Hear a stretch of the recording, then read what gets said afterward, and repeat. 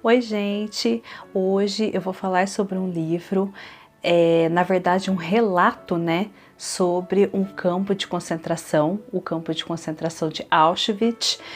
E é um livro assim muito difícil de ser lido porque é um livro que a gente sabe que é real, que realmente aconteceu, que faz parte da história, da parte vergonhosa da nossa história, que é o livro É Isto um Homem?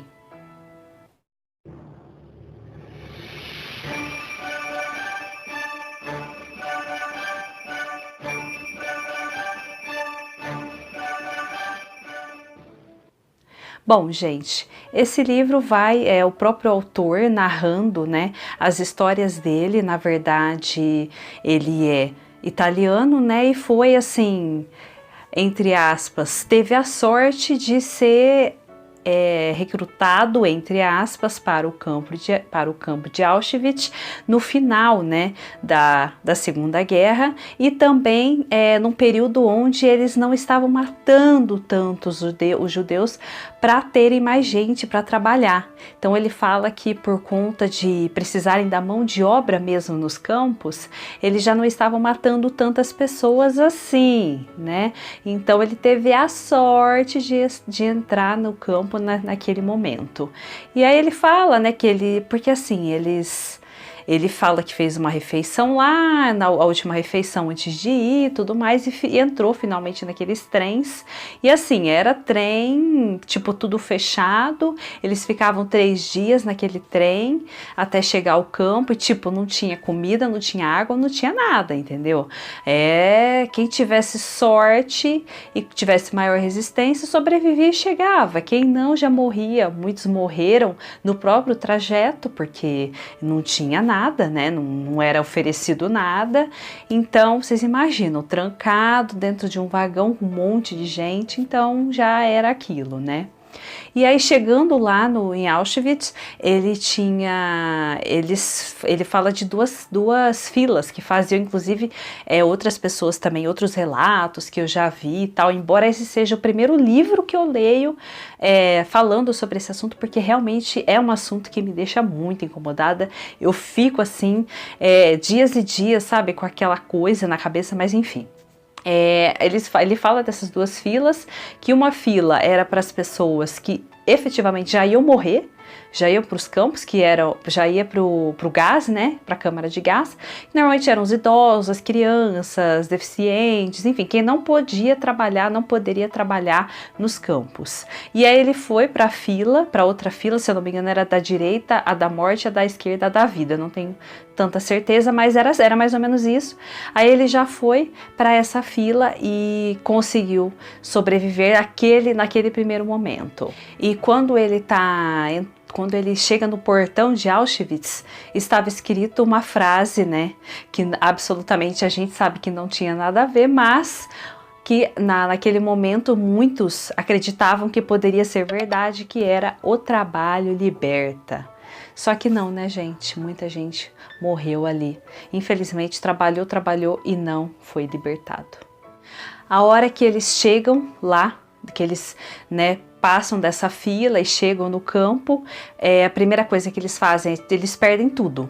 Perdem a identidade, perdem a roupa, perdem o cabelo, eles tiram o cabelo, tira tudo da pessoa, e eles dão uma roupa lá deles mesmo, né, do próprio campo, e eles recebiam um número, cada um tinha um número, e eles eram tratados a partir daquele momento por números. Eles não tinham mais nome, não tinha mais identidade, era só aquilo, era aquele número pelo qual ele ia ser chamado daquele momento em diante. E assim, eles tinham muita sede, né, porque eles ficaram viajando tipo 3 dias e chegaram lá achando, né, que iriam, né, nossa, alguém vai dar água pra gente. Só que não, eles não receberam água e já foram lá colocados, levados aos seus dormitórios, né, entre aspas também, porque, gente, era um verdadeiro martírio, né? Eles recebiam, então, juntamente com as roupas, e detalhe, eram roupas finas, né, pro frio da Alemanha, tipo roupa fininha pro frio de lá, ainda uns sapatos que eram verdadeiras torturas, que eram sapatões de madeira, assim, totalmente desajeitados e assim, você não necessariamente recebia o sapato do seu número. Então assim, né, você tinha que calçar independente de qual fosse, qual eles te dessem lá, você tinha que calçar e se caso o seu sapato ficasse roto, né, tivesse que trocar, tipo, eles tinham uma montanha de sapato, você tinha que mirar qual sapato ali você acha que iria te servir, e a hora que eles deixam, que eles liberam, você tem que agarrar o sapato, e detalhe, é um só, você só tem direito a pegar um par do sapato. Então assim, né, gente, ele fala que ele dava assim, pegava um papel, um pedaço de tecido, alguma coisa para enrolar ali no pé, e tudo isso escondido, porque não podia, para tentar amenizar aquele desconforto do sapato, porque, gente, o trabalho era muito pesado, faziam trabalhos pesados, tipo, dependendo da estação do ano, eles trabalhavam até 16 horas por dia, tá? Nos trabalhos pesadíssimos, com aquelas roupas finérrimas no inverno, inclusive, e os sapatos, aqueles de madeira bem desconfortáveis, praticamente uma tortura, né?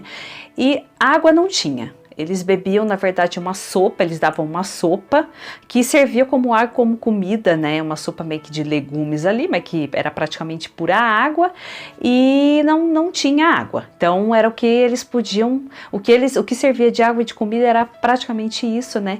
E ele fala da fome, que ele sentia fome, né? Mas que lá no campo a fome ela passava para um outro nível, que não existia uma palavra para descrever. Então tudo lá passava-se de um nível assim que era impossível de descrever. A fome não era igual à fome que a gente tem, o cansaço não era igual ao cansaço que a gente tem, o sono não era igual ao sono que a gente tem. Quando chegava a noite, eles iam para as camas, eles tinham que dividir, normalmente eram 2 pessoas para cada cama de solteiro, tá? Se você pegasse um parceiro, um companheiro de cama grande, você estava ferrado. E essas sopas que a pessoa tomava, chegava de noite e dava o quê? Vontade de ir ao banheiro. Então tinha gente que às vezes ia 2, 3 vezes ao banheiro por noite. E aí, detalhe, eles tinham tipo uns recipientes enormes lá eu não me lembro quantos litros, mas era grande, para fazer o xixi. E quando ficasse cheio, a pessoa que estivesse lá, que encheu lá, a hora que encheu, a pessoa tinha que esvaziar esse pote. Então imagina, você cansadíssimo, à noite, aquele frio enorme, aquela roupa que não, né, mal dava para, né, enfim, ainda tinha que pegar o negócio, gente, e levar lá para esvaziar, tipo, levar longe, né, naquele frio e voltar, e ainda voltar e deitar lá com o seu companheiro. Olha, gente, era muito difícil. E aí ele foi, né, ele começou, narra que quando amanhece já começa a tocar uma música, tipo sempre as mesmas músicas, né, e aí eles têm que fazer aquelas filas, tem que, né, ficar lá, todo mundo certinho na fila, aqueles sapatos horríveis, aquelas roupas tudo, nossa, e tinha que fazer aquela fila e aí trabalhar o dia inteiro lá, se matar no trabalho, super pesado, embaixo de chicotada, porque tinham tipo as pessoas que supervisionavam lá, né, que inclusive eram judeus também, que faziam até o trabalho de supervisão, né? E aí eles apanhavam e tudo mais, e tinha que fazer o trabalho ali. E aí até que um dia que acho que é uma barra de ferro, cai no pé dele, né? E aí ele vai pra enfermaria. E assim, a enfermaria, tipo, 24 horas só pra você conseguir entrar. Então, assim, né, tipo assim, você tá muito doente, você morre antes de conseguir sequer entrar lá. E aí você entra, e aí assim, a única coisa que eu achei boa, tá, é que você não trabalha. Tipo, você fica lá, você não trabalha. Só que é aquilo, que você entrega tudo antes de entrar, você não pode entrar com nada que é seu, porque assim, quando você entra, você recebe aquela sopa que eu falei pra vocês, só que não recebe colher, não recebe prato, não recebe nada, você tem que se virar lá. Então eles usam uma espécie que eles chamam de gamela, que é um recipiente que ele usa pra tomar a sopa, e eles fazem tipo uma espécie de colher. Tudo isso é negociado no mercado negro lá, que eles falam, né?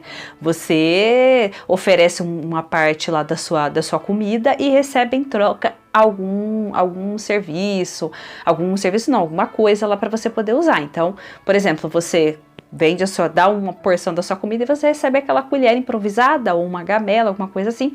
E quando você vai pro refeitório, você perde tudo, pro consultório lá, você perde pra enfermaria, né, na verdade. Você perde tudo isso. Você vai, tipo, com a roupa, nem que a roupa do corpo não vai, porque você tem que tirar a roupa também.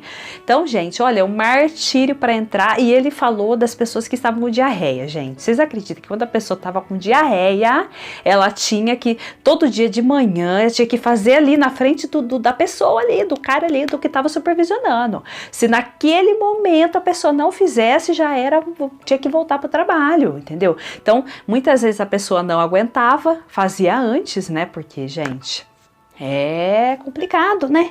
E aí ele ficou alguns dias lá nessa enfermaria, só que aí depois ele saiu, e aí ele saiu tipo sem nada, ele teve que conseguir tudo de novo, a argamela, a colher, tudo, porque, gente, é muito complicado, é muito difícil.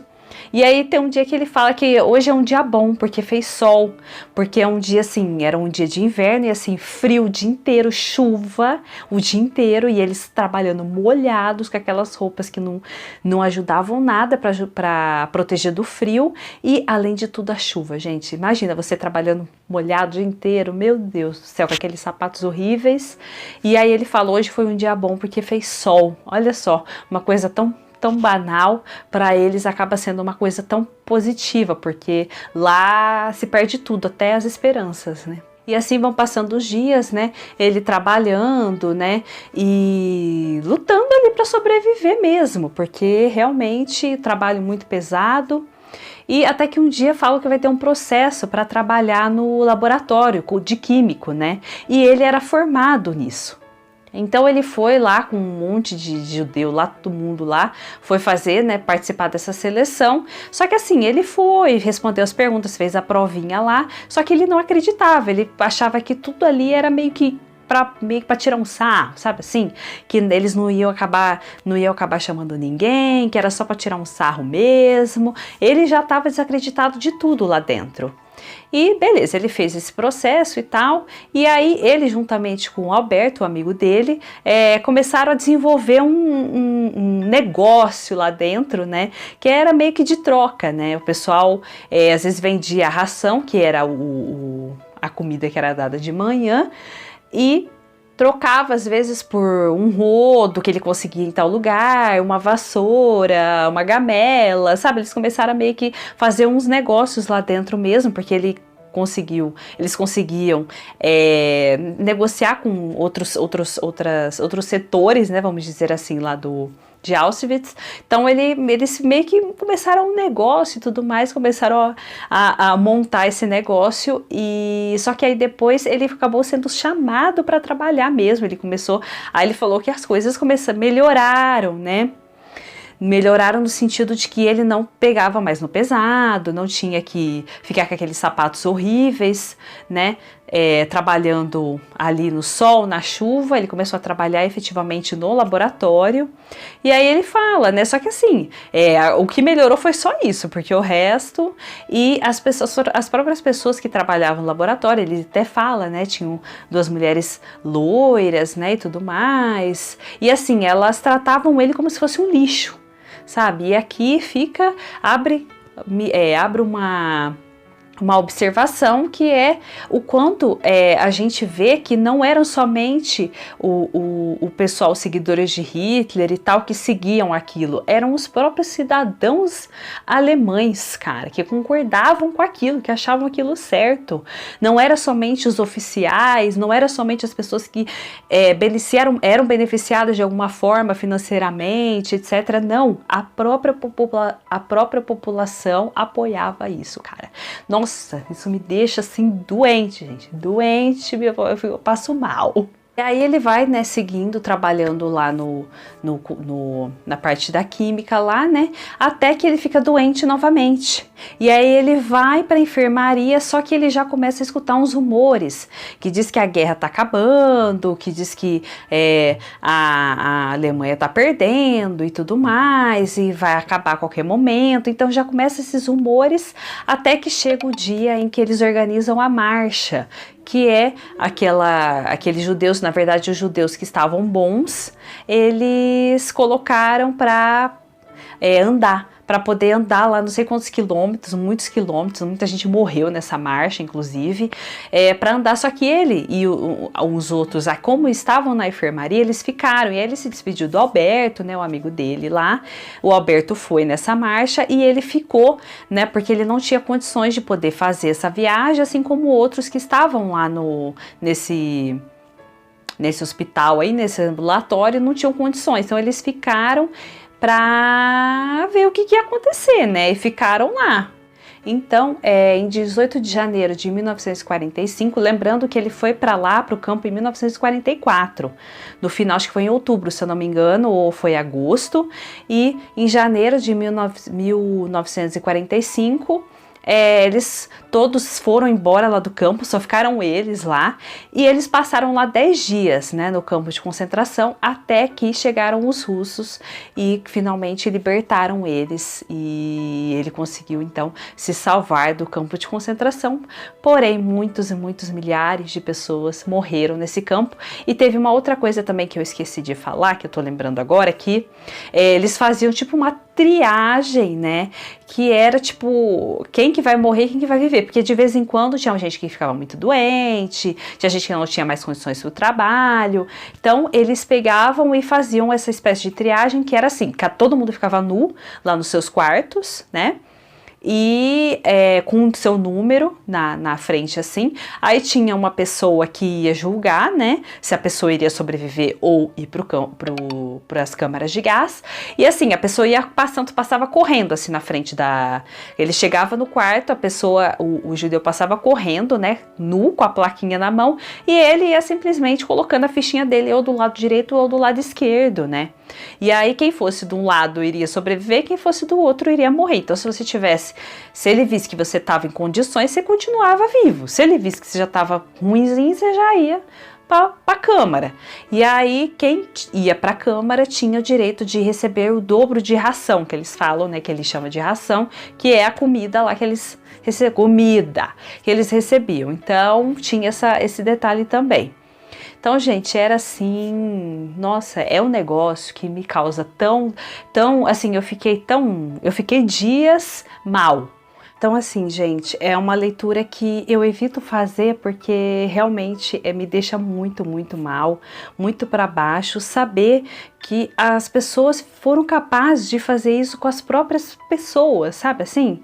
É muito triste, e eu lendo esse livro eu lembrei muito da escravidão, embora não tenha nada a ver uma coisa com a outra, mas tem a ver no sentido de que o ser humano fez isso com outro ser humano, sabe?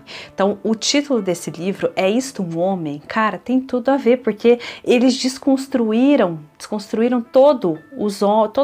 toda a pessoa que estava lá, os judeus que estavam naqueles campos, eles foram totalmente desconstruídos, eles deixaram de ser homens, deixaram de ser mulheres, cara, e isso foi feito pelo próprio ser humano. É isso que me deixa mais revoltada, mais triste, e eu acho importante que a gente mesmo se sentindo tão mal como eu fiquei, é importante que a gente leia sobre, é importante que a gente não deixe essa história morrer, para que isso nunca mais volte a acontecer. É muito importante que essa história não se perca, que a gente saiba o que aconteceu para que não aconteça novamente, tá bom, gente? Essa foi a nossa resenha de hoje. Obrigada por ter chegado até aqui, um beijo e até a nossa próxima resenha.